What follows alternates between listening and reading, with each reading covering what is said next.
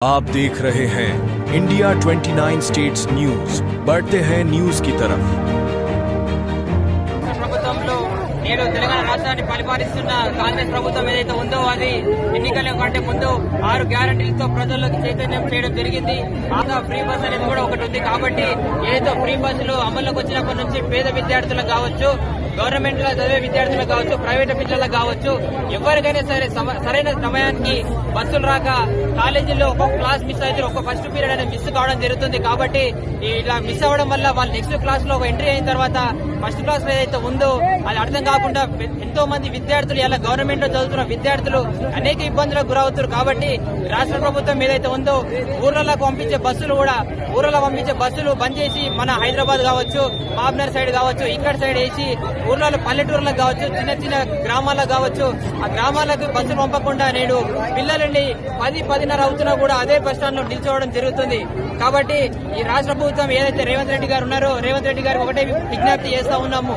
ఏదైతే free bus అని చెప్పి అమలు చేసిరో అంతే అధికారంతో మీరు అనేక బస్సులు ప్రొవైడ్ చేసి పేద విద్యార్థులు కావచ్చు, అనేక ఊర్ల గ్రామ ప్రజలు కావచ్చు సదుపాయం అనేక విధాలుగా బస్సు సమస్యలు తీరేటట్టుగా రాష్ట్ర ప్రభుత్వం తీసుకోవాలి. ఎందుకంటే బస్సులు సమయం రాకపోతే గ్రామ ప్రజలు గాని, ప్రైవేట్ స్కూళ్లలో గాని, గవర్నమెంట్ స్కూళ్లలో గాని పేద విద్యార్థులు విద్యను దూరం చేస్తున్న రోజులు కనబడతా ఉన్నాయి. కాంగ్రెస్ ప్రభుత్వం ఏర్పడిన తర్వాత బస్సుతో అనేక సమస్యలు ముడిపడి ఉన్నాయి. పేద పిల్లలకు చాలా విద్య అంటే మేము దీనికి ఎంకరేజ్ చేస్తా ఉన్నాం.